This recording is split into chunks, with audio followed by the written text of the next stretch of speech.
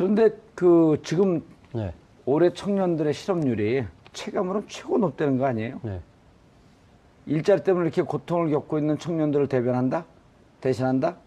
하고 들어갔는데 사실은 보면 뒤에서 저렇게 우리의 세금을 갖고 검은 짓을 하는 그 돈을 이용해서 활동을 하고 있었다?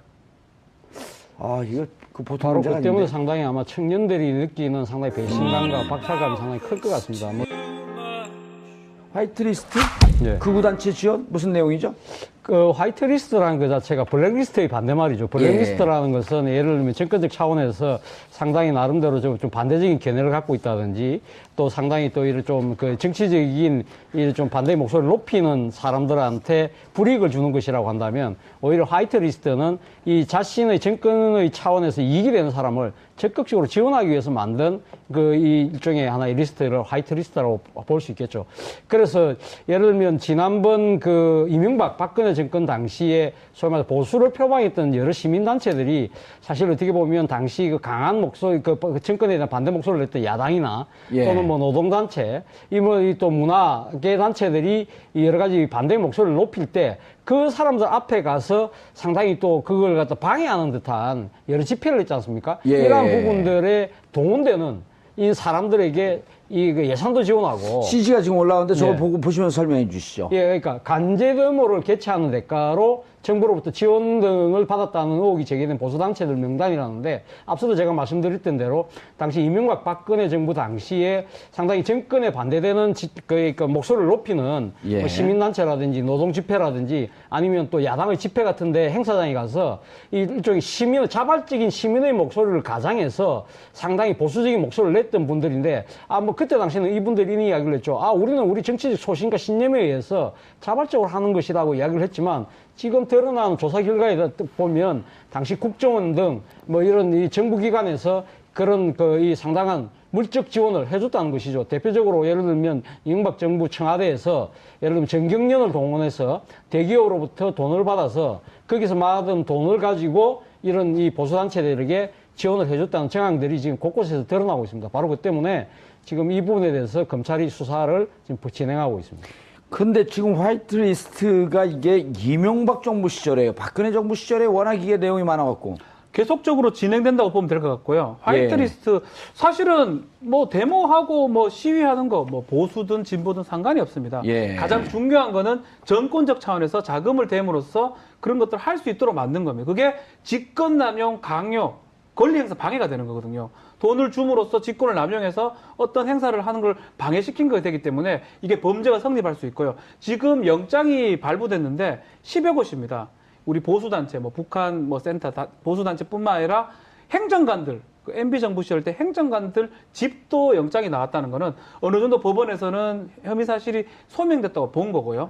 그럼 그게 혐의 사실이 소명됐다면 과연 어디서 어떻게 돈이 왔으며 얼만큼 왔고 얼만큼 관제대모를 했느냐 이런 것들이 핵심이 될 것으로 보입니다. 그럼 이게 근데 과거에 보니까 여기 지금 자료들을 보니까 2010년 천안함 침몰 때 좌파 단체를 중심으로 대학가 유언비어가 확산되는 것에 위기의식을 느낀 청년들이 모였다. 청년이 여는 미래죠. 청년이 여는 미래랑 청년이 만드는 세상이라는 단체인데요. 아주 유명한 단체는 아닌데 왜 유명하냐면 지금 새누리당의 신보라 의원이 있습니다. 신보라 의원이 2010년도에 천안함 사건이 나고 나서 너무 좌파가 선동하니까 대학생들, 청년들을 모아가지고 그거를 막기 위해서 위기의식을 느낀 청년들이 모여서 만든 단체라고 했는데 이 두 단체가 지금 압수의 대상에 포함이 되어 있는 게 아마 그냥 포함을 시킬 수는 없습니다. 뭔가 범죄 혐의점을 법관의 영장을 통해서 도장을 통해서 찍은 거기 때문에 신보라 의원도 좀 문제가 되는 상황이 아닌가. 왜냐하면 그 단체의 대표를 맡았었거든요. 문제가 되는 상황입니다. 근데 보니까 청년이 여는 미래 이건 2010년에 이 단체를 중심으로 활동을 하면서 신보라 의원이 여기 대표를 맡았어요. 그렇죠. 그리고 그 2015년서부터는 또 청년이 만드는 세상 이런 거 만들고 대변인을 했고 그 2016년에 국회의원을 했고 그렇죠. 좋죠, 그러니까 대박. 아니요, 뭐 대박이라기보다는 뭐 국회의원 정말 다 하고 싶은 사람도 많은데 결국은 지금 얘기가 나오는 거는 그런 단체 활동을 했기 때문에 어떤 대가성으로 비례대표가 된 게 아니냐라는 얘기가 지금 나오고 있습니다. 2010년서부터는 돈을 지원도 받고. 야 이렇게 꽃놀이패가 있나요? 사실 그 당시 그러니까 새누리당 입장에서 보면 신보라 의원 같은 그러니까 보수 진영에서 봤을 때는 이런 젊은 층이 자발적으로 해서 좌파 그러니까 단체를 견제할 수 있는 무슨 그러니까 이 단체를 만들었다는 그 자체가 정말 업어주고 또 모자랄 정도로 상당히 반가운 현상이 아니었겠습니까? 근데 문제는 지금 신보라 의원이 지금 거의 만들었던 이 청년이 여는 미래, 이 단체 자체가 과연 자발성이 기초한 것이냐. 일종의 예를 들면 지금 수사 결과를 지켜봐야 되겠습니다만은 국정원이 조직 과정에서 뭔가 불순한 의도를 갖고 뒷손에서 보이지 않는 손이 작용을 했을 가능성이 크다는 것이죠. 만약에 이 국정원 등을 비롯한 정부 관변 쪽으로부터 뭔가 부적절한 자금을 받았다고 한다면 바로 그 때문에 지금 검찰이 수사를 하고 있는 부분이고, 이 부분이 만약에 혐의가 특정돼서 나오게 된다고 한다면 신보라 의원의 정치적 생명에도 상당한 영향이 불가피할 것으로 보입니다. 지원받은 게 이게 그렇죠. 직권남용, 권리행사 방해. 그리고 보세요, 이게 얼마나 그 천안함 때, 물론 그것이 천안함 침몰의 원인을 따지기 전에 이 천안함에 대해서 문제 제기하는 사람을 종북 좌파를 계속 몰아갔잖아요. 그렇죠. 그러니까 이건 뭐냐면 이 사회의 건전한 비판을 닫으려고 했던. 그렇죠. 새는 좌우의 날개로 함께 난다. 이런 사안을 보게 되면 건전하고 합리적인 보수들도 죽이는 경우 아니에요, 이게? 그렇죠. 일종의 그러니까 언론의 재갈을 물린 것뿐만 아니라 양심적이고 신념에 찬 사람들의 목소리까지 얻으려고 하던 하나의 그런 이명박 정부 때의 조금 도가 지나친 하나의 정치 공작적 냄새가 분명히 난다는 것입니다. 게 아닌 것 같은데 국민의 의식을 왜냐하면 아직까지 확실하게 아직 유죄로 완전히 지금 그러니까 확정이 되지 않았기 때문에 무죄 추정의 원칙에 따라서 제가 그렇게 이 수위를 조절할 수밖에 없습니다. 괜찮아요. 조금 가셔도 됩니다. 알겠습니다. 가시면 여기 또 변호사 있으니까. 아니요, 저도 이 정도만 얘기하는 게 맞다고 변호사 생각합니다. 수임해갖고 또 만약에 명예훼손 들어오면 그래도 변호사들도 먹고 살고. 근데 수임료를 대주실 겁니까? 그건 아니시죠. 김영란법 위반. 대주고 싶은데 김영란법 위반. 바로 그 때문에 제가 좀 수위를 조절할 수밖에 없습니다. 박 변호사님, 이 기억나잖아요. 2014년 세월호. 2014년 4월 16일. 그렇죠. 이거는 우리 머릿속에는 고유명사처럼 남아있는 거 아니에요? 80년 5월, 87년 6월 항쟁. 그 중간중간의 사건은 예를 들었고, 노무현 대통령과 김정일 위원장의 14선언. 그거는 2007년이에요. 그런 건 우리가 좀 날짜를 잊어도 돼요. 근데 2014년 4월 16은 고유명사가 우리 머릿속에 있는 거란 말이에요. 세월호 침몰. 까먹을 수가 없는. 없죠. 근데 박근혜 대통령이 기자들하고 얘기하면서 2년 전인가 3년 전에 그 세월호 이럴 때 국민들의 감정이 팍 폭발해버린 거예요. 그렇죠. 근데 이때 진상을 규명하고 진상을 요구하고 있는 가족들이 단식에 들어갔을 때 그 옆에서 폭식 투쟁을 하던 분들. 뭐 이쪽은 아닙니다. 신보라 의원의 단체는 아니지만 그런 단체가 있었죠. 그런 단체들조차도 그 많은 피자를 어디서 사오죠? 무슨 돈이 있어서? 가능성이 아마 이게 수사가 조금 확대된다 그러면 그 가능성도 볼 수 있어요. 그 당시에 단식을 하고 있는데 그럼 사실 조롱이죠. 그 옆에서 조롱도 인격 모독이죠. 그걸 하는 부분에서 만약 자발적으로 했다 그러면 계속 얘기 드리지만 큰 문제는 없습니다. 그렇게 먹고 싶으니까 먹는 건데 자발적이 아닌 어떤 정부의 지원을 받았든지 아니면 지금 공작이 보이잖아요. 공작에 의한 결과라 그러면 이거는 전혀 다른 상황으로 전개돼야 되고요. 이거는 그 단체도 문제지만 그 단체에 지원했던 정부의 도덕성도 심각한 타격을 받는 게 아닌가 생각이 됩니다. 자, 신보라 의원, 정계 진출. 이런 우파단체, 조직 과정에서부터 지원 과정. 상당히 오래됐어요. 최소한 한 6년은 됐습니다. 2016 하기 전까지. 신보라 한국당 의원, 자유한국당 의원이죠. 지금은 자유한국당이죠. 지금 자유한국당이에요. 그런데 또, 청년연합 미래 여기 대표했다고 우리가 방금 소개했는데, 탄핵소추안의 표결에는 또 찬성의 입장을 밝혔다고 하는데 과연 찬성을 했는지 안 했는지는 본인이 무기명 투표이기 때문에 알 수는 없습니다. 알 수는 없는데 뭐 탄핵소추안에 찬성한다는 입장을 밝혔는데 뭐 그 부분에 끝까지 했는지 안 했는지는 그건 알 수는 없습니다. 알 수 없는데 바로 그 때문에 사실 어떻게 보면 박근혜 정부 시절에 이 공천을 받았고 어떻게 보면 보수의 퀴즈로서 상당한 정치적 수혜를 받았지 않습니까? 바로 그 때문에 달면 삼키고 쓰면 뱉는다는 감탄고토의 대표적인 전형의 정치인이라는 비난도 보수 진영에서는 받았던 게 사실인 것이죠. 그런데 사진을 보니까 젊은 분인가 봐요. 이게 그렇죠. 83년생입니다. 83년생이면 올해 나이가 뭐 30 중반 정도. 83년생이면 제가 첫 감옥을 가던 해인데. 아유, 예. 그래서 이 변호사들은 감옥만 간다 그러면 일단 겁을 먹어요. 왜냐면 본인들은 간 사람 빼주려고 노력했지만 직접 가보진 않았거든. 이번에 한번 가보실래요? 아니면 저는 이제 접견 가고 이렇게 예. 동상하는데 당시 비례대표 7번을 받습니다. 7번 홀수로 이제 여성들이 갖게 13579 이렇게 되죠. 7 정도면 뭐 세상 어떤 일이 일어나도 될 무조건 수 있는 그 번호 자체고 사실은 어떤 경력이 있는지 사실 많이 좀 논란이 됐었거든요. 결국 경력이라 할 수 있는 거는 지금 드러나고 있는 그 청년 단체들의 어떤 대표라든지 역할을 했기 청년. 때문에 그 어떤 번호를 받은 거고요. 근데 지금 우리 차 교수님 말씀처럼 그럼에도 불구하고 감탄고토처럼 또 탄핵에 왔을 때는 청년의 마음을 대변한다고 탄핵을 또 찬성하는 모습. 아마 조금 어색해 보이는 그런 상황이 아니었나 생각이 듭니다. 그런데 그 지금 올해 청년들의 실업률이 체감으로 최고 높다는 거 아니에요? 일자리 때문에 이렇게 고통을 겪고 있는 청년들을 대변한다? 대신한다? 하고 들어갔는데 사실은 보면 뒤에서 저렇게 우리의 세금을 갖고 검은 짓을 하는 그 돈을 이용해서 활동을 하고 있었다?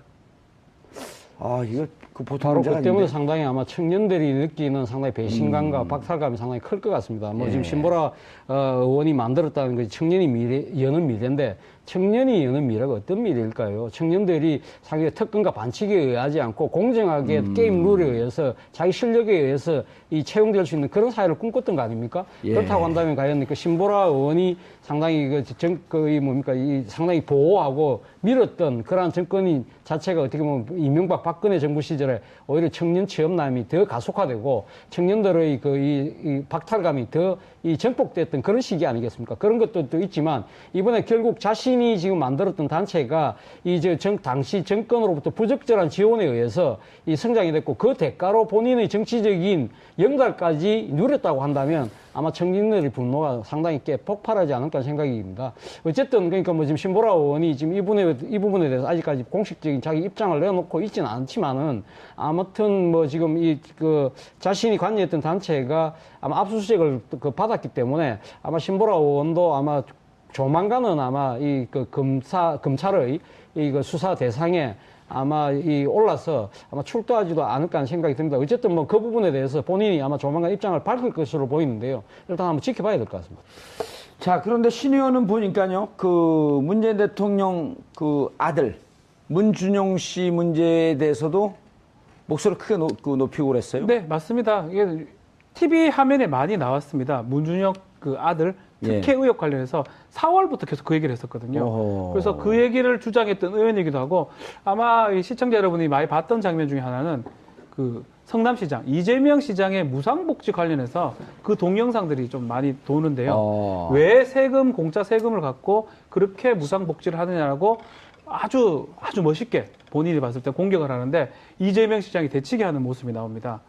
홍보할 게 있으면 내한테 홍보를 할 걸 좀 알려달라. 정책을 알려달라 함으로써 결국 신보라 의원이 공격하는 과정에서 사실 쓴웃음을 짓고 말았는데요.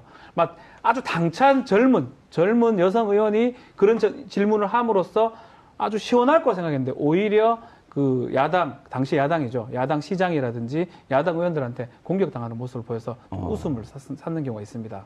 그런 컨텐츠가 없다 이런 걸 좀 돌려서 얘기하는 거죠. 얘기하는 게 좀 그래서 공격을 하려면 좀 많이 해야 되는데 사실 내용 없이 하다 보니까 오히려 반격을 당하는 그런 상황입니다.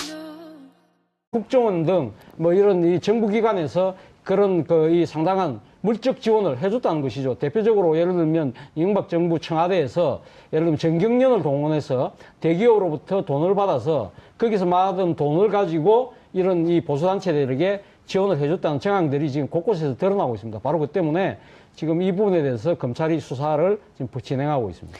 근데 지금 화이트리스트가 이게 이명박 정부 시절에요. 박근혜 정부 시절에 워낙 이게 내용이 많아갖고. 계속적으로 진행된다고 보면 될 것 같고요. 화이트리스트 사실은 뭐 데모하고 뭐 시위하는 거 뭐 보수든 진보든 상관이 없습니다. 가장 중요한 거는 정권적 차원에서 자금을 댐으로써 그런 것들을 할 수 있도록 만든 겁니다. 그게 직권남용, 강요, 권리행사 방해가 되는 거거든요. 돈을 줌으로써 직권을 남용해서 어떤 행사를 하는 걸 방해시킨 것이 되기 때문에 이게 범죄가 성립할 수 있고요. 지금 영장이 발부됐는데 10여 곳입니다.